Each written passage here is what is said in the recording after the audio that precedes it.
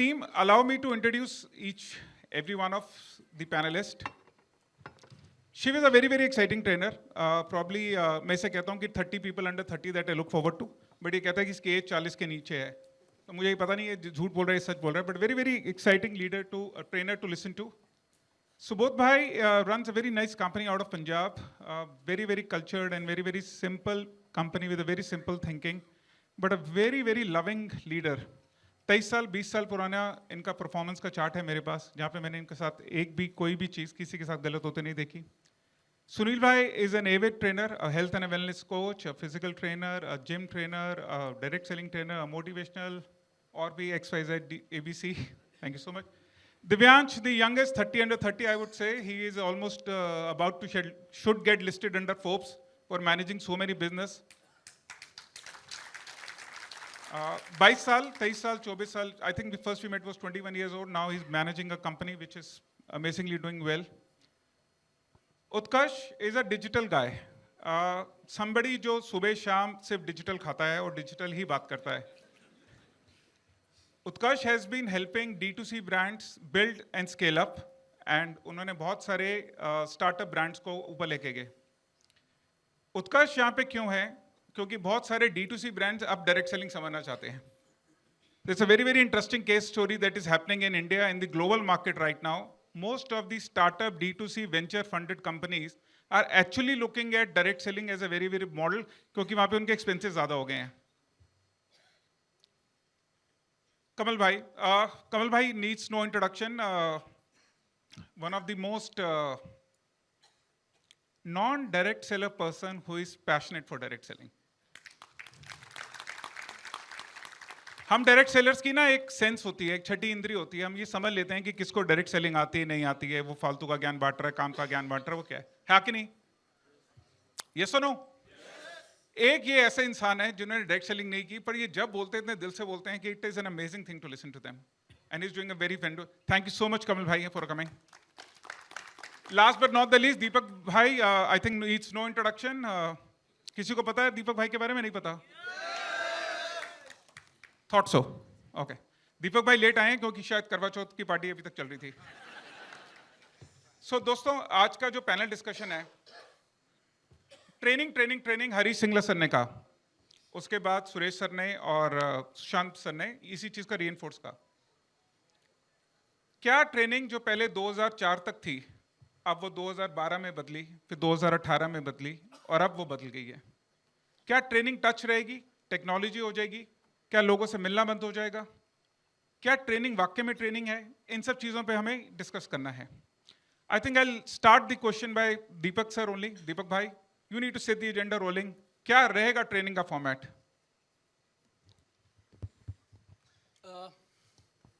Direct selling में मेरे को पिछले 16 साल में जो मैंने देखा है, यहाँ पे जो ट्रेनिंग के मतलब होते हैं वो 3 होते हैं, जिसको लोग ट्रेनिंग मानते हैं, और ये इस इंडस्ट्री की सबसे बड़ी ट्रेजेडी है. पहला, एक दिन मेरा काम चलेगा, रिपर्चेज होती रहे, लोग प्रोग्राम में बैठे रहे, एक दिन मेरा काम चलेगा. इसे प्रार्थना बोलते हैं, इसे ट्रेनिंग नहीं बोलते हैं. अगर आपको ऐसा लगता है ये ट्रेनिंग है, तो आपको धूप बत्ती अगरबत्ती लेनी चाहिए, मंदिर में बैठना चाहिए और ये रोज बोलना चाहिए, एक दिन मेरा काम चलेगा, एक दिन मेरा काम चलेगा. लेकिन 100 में से 99 लोग सारा दिन सिर्फ यही करते रहते हैं, एक दिन मेरा काम चलेगा. ये प्रार्थना है, बिजनेस स्ट्रैटेजी नहीं है. राइट. दूसरी बात, मैं कर सकता हूँ, आप भी कर सकते हैं, मैं कर सकता हूँ, आप भी कर सकते हैं. पहले मैं गरीब था, मेरे पास कुछ नहीं था, अब मेरे पास BMW है. राइट. ये मैं कर सकता हूँ तो आप भी कर सकते हैं, मैं कर सकता हूँ तो आप भी कर सकते हैं, प्रोवाइडेड आप वो सब करें जो मैंने किया है. राइट. मैं जो, प्लीज अंडरस्टैंड दिस पॉइंट, कोई भी आदमी कुछ भी आके ऐसा बोल सकता है ना, उसकी डेप्थ में जाना पड़ेगा कि मैं कर सकता हूं तो आप भी कर सकते हो, ये तो समझो मैंने किया क्या. इतने में आप लोग ताली बजा देते हैं, और इतने में तो माहौल बन जाता है, इतने में आप माला डालने लग जाते हैं, इतने में ट्रॉफीज हो जाती हैं. So that becomes second component of training. Third component is recognition. लोगों को माला डालिए, स्टेज पे चढ़ाइए, माला डालिए, स्टेज पे चढ़ाइए, और यही ट्रेनिंग बोल के खत्म हो जाता है. आपको मैं एक छोटी सी बात बोलता हूं और उसके बाद हम आगे मूव करेंगे. डायरेक्ट सेलिंग का पहला बैच था जो 1996 में आया था. और ये 2010 के आसपास तक 2015 के आसपास तक इस बैच ने बहुत कमाल का काम किया। इनके काम करने का तरीका एक था, इनकी सोच अलग एक थी, और इस बैच की जो ट्रेनिंग्स थी जो यूएस से आई और सब जगह से आई, उस पर अच्छा काम हुआ। बैच नंबर 2 2010 से 2020 के आसपास का बैच था, राइट। यहाँ थोड़ी बहुत टेक्नोलॉजी आ रही थी, सोशल मीडिया धीरे धीरे आने लगा था, चीज़ें थोड़ी बहुत बदलने लगी थी। अभी बैच नंबर 3 चालू हुआ है, ये जो कोविड के बाद है, और इसमें सोशल मीडिया सब कुछ है, टेक्नोलॉजी सब कुछ है। इसमें जो लोग आए हैं इनको कुछ नहीं पता 20 साल पहले क्या हुआ था। लेकिन अब इशू क्या है, बैच नंबर 3 को बैच नंबर 1 वाली ट्रेनिंग देने की कोशिश की जा रही है, and that's why people are struggling and stuck, right. So देश में हर इंडस्ट्री में, हर बिजनेस में काम करने का ढंग बदल गया। तो अगर इस बिजनेस में भी किसी को आगे जाना है तो यहाँ पे भी बैच 3 को आपको बैच 3 के तरीके से हैंडल करना पड़ेगा। बैच 1 के तरीके से हैंडल करेंगे तो नहीं होगा। अब मैं ये बोलूँगा तो बहुत सारे लोग नाराज़ हो जाएंगे, लेकिन बैच नंबर 1 ने जो सीखा था वो उस समय के लिए सही था, नाराज़ मत होइएगा, लेकिन उस सीखे हुए से आज काम चलने वाला नहीं है, right. So it's very simple.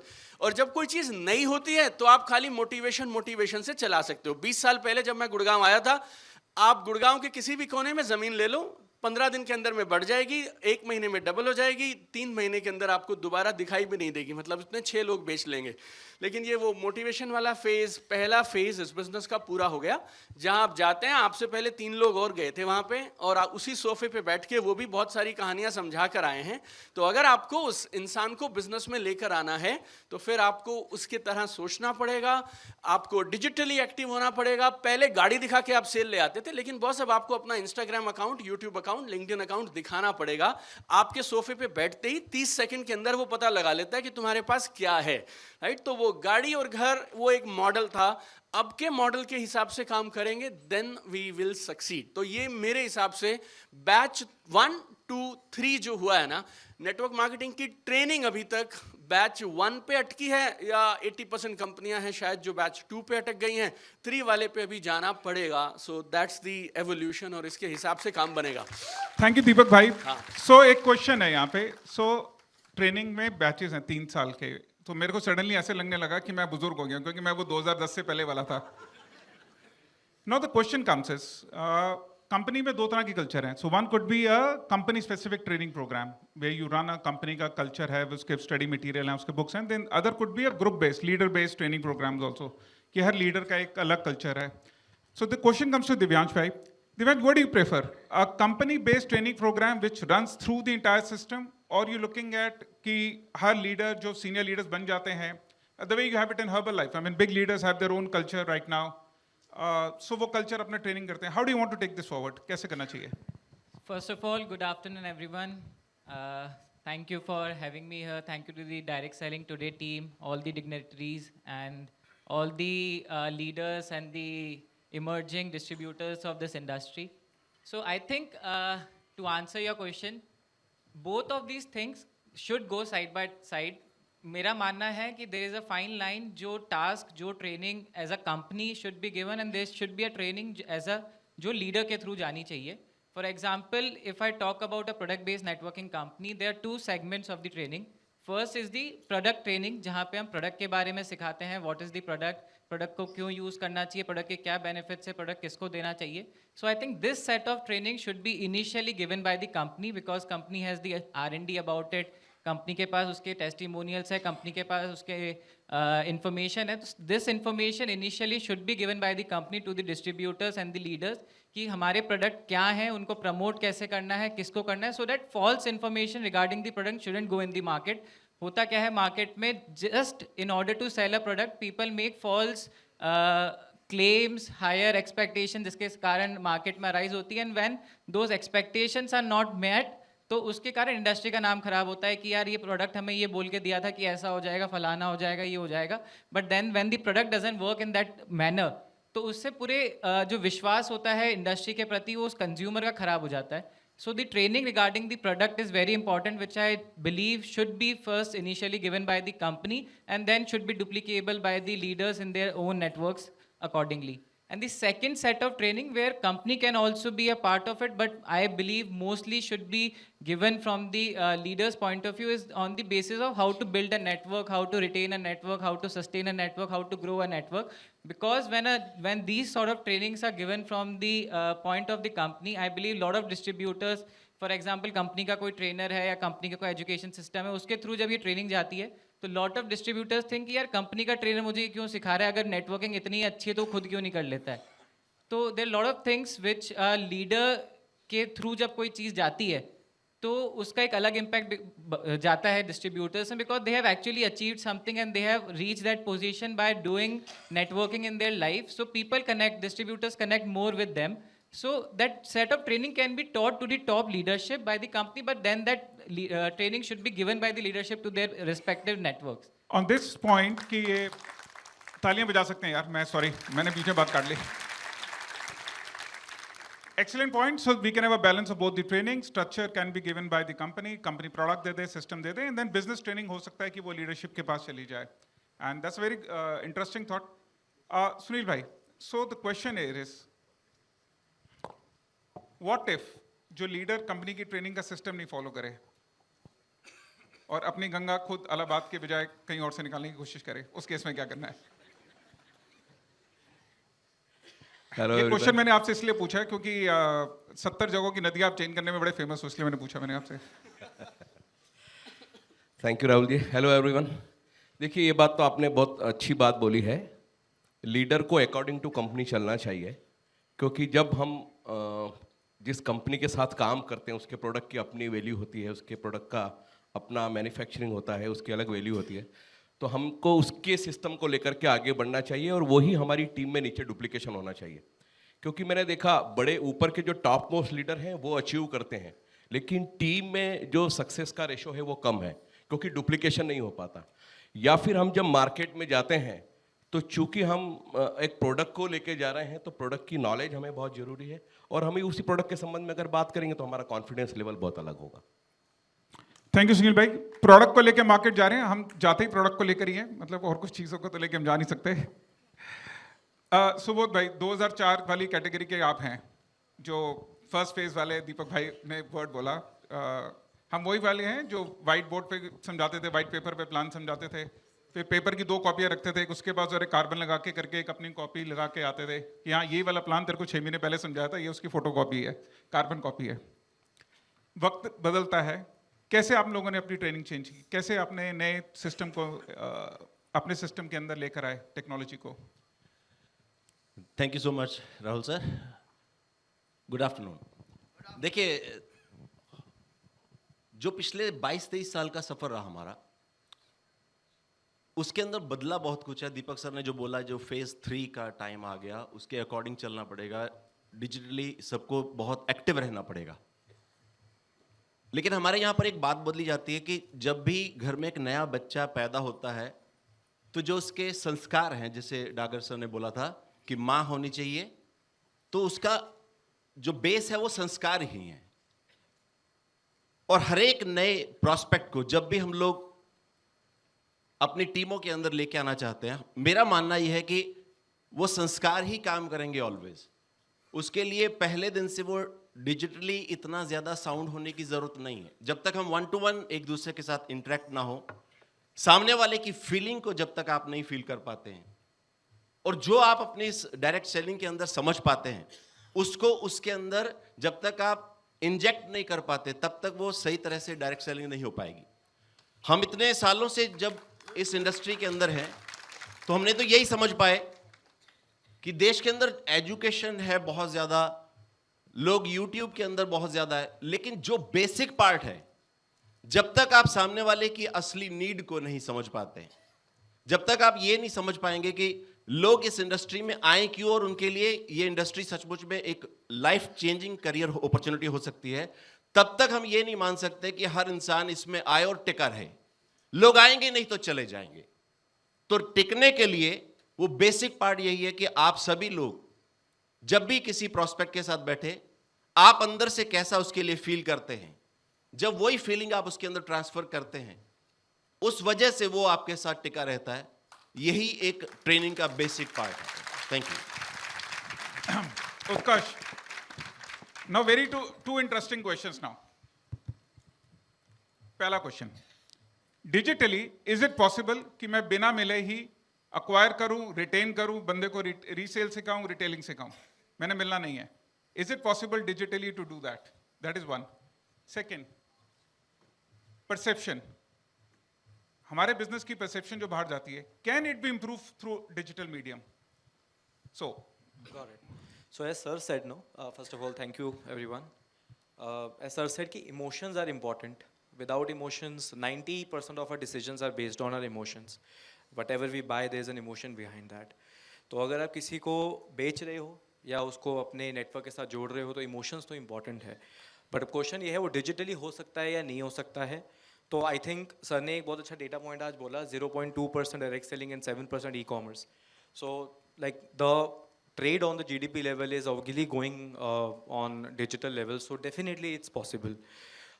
How you do it is the game. The emotions that you have, that the persona that your brand has, the message that you want to communicate, जो आपको बोलना है ना, वो आपको digitally communicate करना आना चाहिए. तो जैसे हम ट्रेनिंग के बारे में बात कर रहे हैं, तो डिजिटल के ऊपर अपने आप को लेके आना is also a training that you need to learn. So short answer is yes. कैसे करना है? ऑब्वियसली टाइम लगता है हर चीज़ को अडाप्ट करने में. अगर अभी तक नहीं कर रहे थे, अभी जो डिजिटल वाले लोग हैं वो मेटावर्स के बारे में एंग्जाइटी और एआई के बारे में एंग्शियस हो रखे हैं कि यार वहाँ पे कैसे पहुँचना है, वहाँ पे कैसे पहुँचना है. सेम थिंग, बट वहाँ पे पहुँचना सिर्फ पढ़ के और आगे बढ़कर ही है. तो शॉर्ट आंसर इज येस.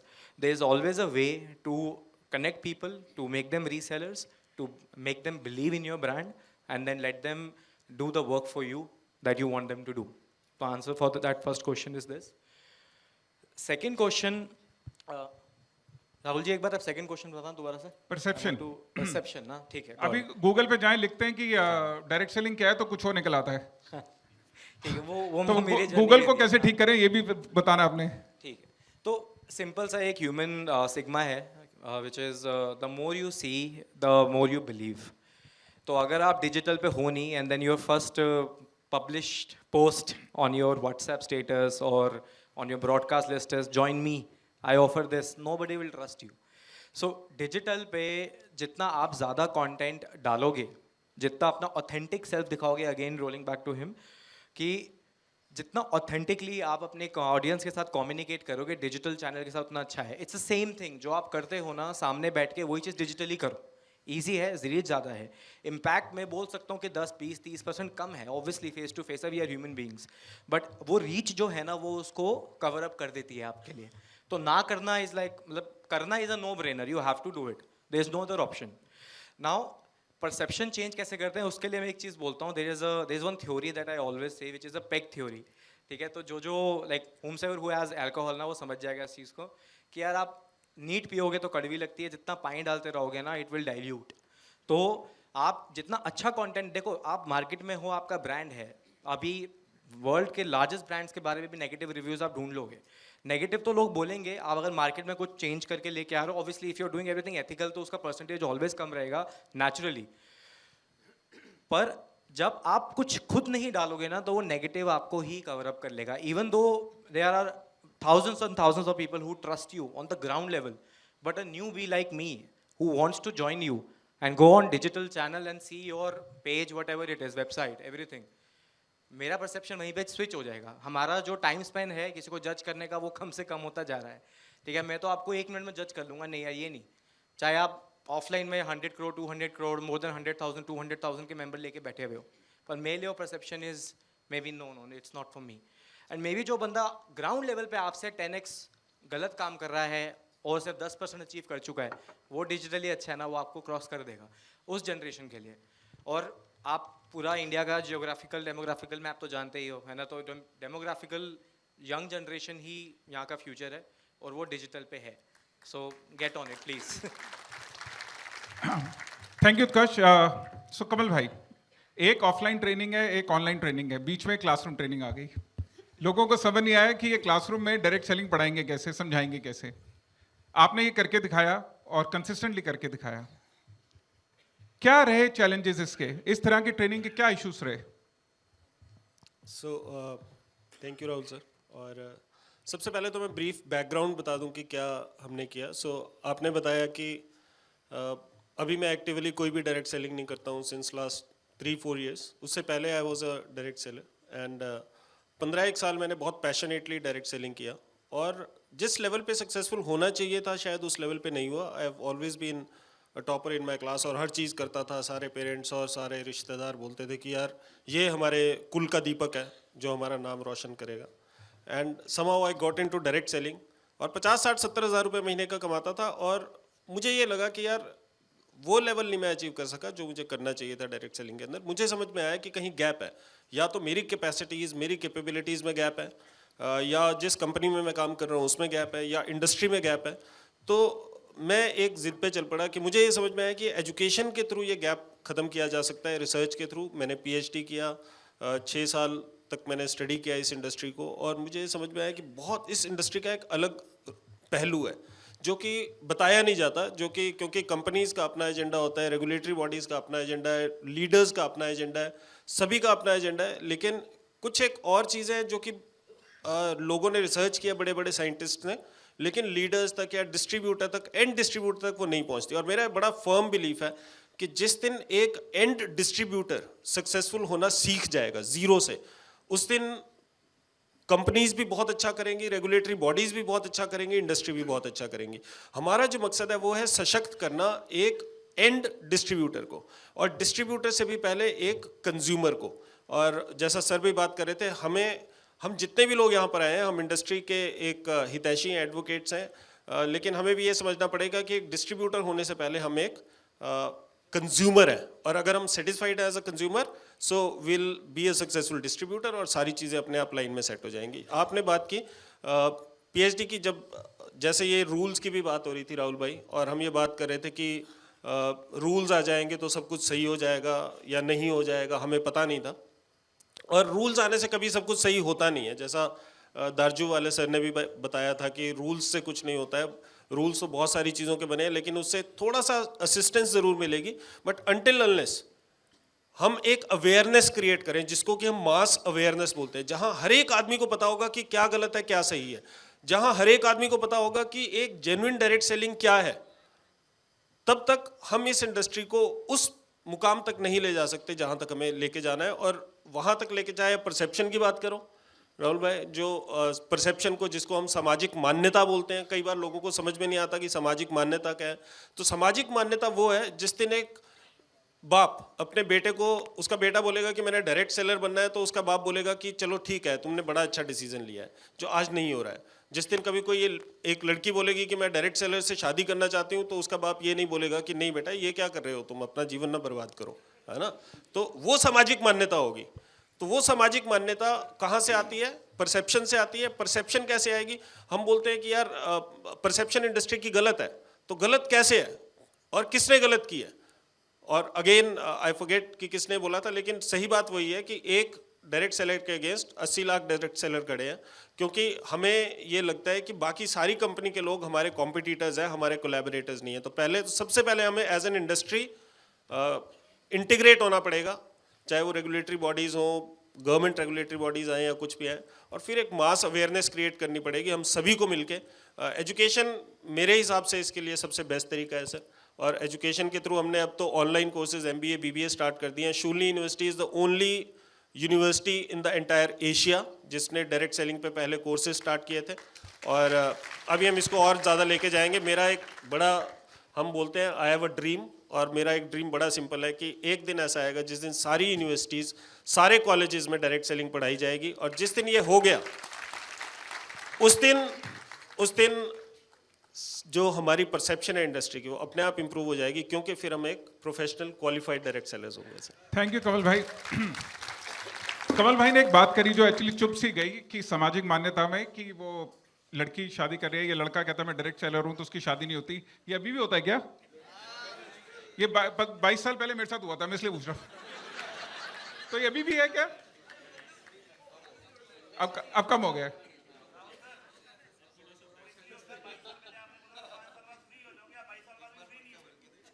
शादी के बाद कोई फ्री नहीं होता भाजी।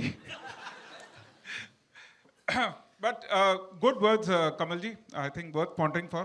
अब क्वेश्चन एक है कि मान लेते हैं एक ट्रेनिंग प्रोग्राम है जिसमें अब 2 लीडर्स हैं कंपनी में और आपस में लड़ाई होगी और कॉन्फ्लिक्ट तो कभी भी हो सकता है, ग्रुप है, या ऐसी कोई ट्रेनिंग है जिसके अंदर ईगो क्लैशेस आ गए, भाई इंग्लिश वाले ने हिंदी से बात कर ली, हिंदी वाले ने इंग्लिश से बात कर ली, तूने मेरा गेस्ट स्नैच कर लिया।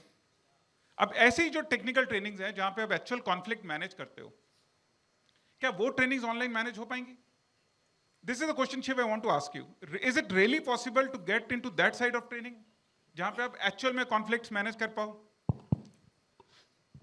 Thank you. It is a complex question. मैं इसको सबसे पहले सवाल से रेफ़र करते हुए ये बताना चाहूँगा कि मैं भी 2010 के पहले वाले बैच से आता हूँ और जितनी भी मौलिक बातें हैं, सैद्धांतिक बातें हैं डायरेक्ट सेलिंग की, वो कभी बदल नहीं सकती हैं। टेक्नोलॉजी, एआई कभी ह्यूमन को रिप्लेस नहीं कर सकता है। हमें टेक्नोलॉजी का, एआई का इस्तेमाल करना आना चाहिए और हम इसके इस्तेमाल करके आगे बढ़ सकते हैं, सबसे पहली बात। और अगर हम अपने आप को अपडेट नहीं करेंगे तो हम आउटडेट हो जाएंगे, जिस तरह से डायरेक्ट सेलर्स फेस कर रहे हैं टेक्नोलॉजी की बात। सर, बात आती है कॉन्फ्लिक्ट की और ऑनलाइन और ऑफलाइन ट्रेनिंग की, तो मैं बता देता हूं कि मेरे से एक बार ये सवाल पूछा गया था कि नेटवर्क मार्केटिंग में कौन सा अप्रोच चलेगा, इमोशनल अप्रोच चलेगा या प्रैक्टिकल अप्रोच चलेगा। तो मैंने कहा कि वी आर ह्यूमन बींग्स, हम ह्यूमन बींग्स हैं और ये ह्यूमन बेस्ड बिजनेस है, होम बेस्ड बिजनेस के साथ साथ ह्यूमन बेस्ड बिजनेस है। तो we need to understand emotions और ये इमोशनल बींग्स का बिजनेस है। जैसे हम कहते हैं ना कि human beings are emotional beings, तो हमें दोनों चीज पैरेलली लेके चलनी पड़ेगी। कॉन्फ्लिक्ट्स ऑनलाइन सॉल्व नहीं हो सकते हैं। कल कुछ ऐसी बातें थी जो मेरी टीम बोल रही थी, सर मैं व्हाट्सएप में उनको रिप्लाई कर देता हूं, तो I said you need to call buddy. अगर आप कॉल नहीं करोगे ना तो व्हाट्सएप में वो चीज़ें मिसकम्युनिकेट हो सकती हैं। तो WhatsApp is a like a online tool जिसका हम यूज़ कर सकते हैं अपने बिजनेस को अपलिफ्ट करने के लिए, कम्युनिकेशन के लिए, बट नॉट फॉर एवरीथिंग। तो जो ह्यूमन टच है, जो पर्सनल ट्रेनिंग है, जो फिजिकल ट्रेनिंग है, उसका एक बहुत बड़ा प्रभाव था, है और रहेगा। बट हमें ऑनलाइन प्रेजेंस का इस्तेमाल करना पड़ेगा। We need to show up. जैसे हम कहते थे ना कि पहले हम एडवर्टीजमेंट करते थे, हम टीवी एड्स करते हैं, बैनर, होर्डिंग्स, ये सारे एडवर्टीजमेंट हम करते हैं। क्यों करते हैं? और यहाँ पे भी होर्डिंग्स में सारे नाम है, ये क्यों है? We are doing marketing, right? And there is a cost of marketing, लेकिन there is a alternative way in the internet where the cost of marketing has come down to zero. You can show up every day, every day you can show up with your product, with your plan. हर दिन आप अपने product, plan, service को लेके you can show up to the now millions and billions of people in social media. तो you need to show up, you need to मतलब दोनों का एक बैलेंस लेके चलना चाहिए। Zoom वेबिनार्स का बहुत ज़्यादा इस्तेमाल मैं भी करता हूँ ट्रेनिंग के लिए। तो लेकिन अगर मैं कंपनी पॉइंट ऑफ व्यू से बात करूँ तो हाँ, Zoom का उपयोग ये भी करना चाहिए कि हम रिपोर्ट्स लेने के लिए Zoom का बहुत अच्छा इस्तेमाल कर सकते हैं। बट एक्चुअली अगर जो एक सही एनर्जी, ऊर्जा ट्रांसमिशन की बात आती है, मुझे लगता है कि ह्यूमन टच, फिजिकल टच का कोई रिप्लेसमेंट नहीं है। हमसे ऐसा भी सवाल आता है राहुल साहब कि क्या एआई, क्या टेक्नोलॉजी कोचिंग इंडस्ट्री को अफेक्ट करेगी, क्या कोच को, ट्रेनर को रिप्लेस करेगी? तो आई से नेवर, क्योंकि वो पर्सनल अप्रोच, वो कस्टमाइज सर्विस, वो पर्सनल टच के साथ कभी नहीं दे पाएंगे। So this is my take. Thank you, Shiv. So the thought remains the same, कि knowledge is base and actions can change. You can pick up any technology. Question is to do it, take it one step forward, to move ahead. With this, I would request all the gentlemen to have the final closing statement. I'll start with Deepak. Deepak ji, what do you summarize of the thing? देखिए, बदलते समय के साथ बदलना चाहिए, open रहिए, जो जहाँ पे जैसा है उसके अनुसार आपको काम करना चाहिए, राइट? मेरी एक सिंपल अंडरस्टैंडिंग है इस बिजनेस को लेके पिछले 16 सालों में, जहाँ नेटवर्क मार्केटर हैं वहाँ आपको होना, जहाँ पे लोग हैं वहाँ नेटवर्क मार्केटर को होना चाहिए। अगर आपके लोग ऑनलाइन हैं तो आपको ऑनलाइन होना चाहिए, आपके लोग आपको ऑफलाइन मिलते हैं तो आपको ऑफलाइन हो जाना चाहिए, लेकिन लड़ाई मत करिए इससे। यू नो, आपकी सबसे बड़ी पता है, मैंने लाइफ में एक चीज देखी है, कई बार हम ना हमारी ईगो की वजह से, हमारी खुद की इनसिक्योरिटी की वजह से हम डरने लग जाते हैं और उसके बीच में आने लग जाते हैं, राइट। सो आप अपना माइंड ओपन करिए, तो फिर आप रास्ते खोजने लगेंगे किस चीज को कैसे यूज किया जाए। और अगर आप इस बात पे अड़ जाए, अब ये सवाल पूछना बंद कर दीजिए, ऑनलाइन होगा ऑफलाइन होगा, ट्रेनिंग ऐसी होगी वैसी होगी, अब ये सब होगा, क्योंकि मार्केट में बाकी सब कंपनीज और बाकी सब इंडस्ट्री में सब कुछ चल रहा है, तो फिर आपको भी मार्केट के हिसाब से अडेप्ट करना चाहिए। जितने भी बड़े लीडर्स हैं, अगर आप इस इंडस्ट्री में पुराने हैं, तो आप स्मार्टली किस चीज़ को कैसे यूज़ किया जाए इस पे दिमाग लगाना शुरू करिए।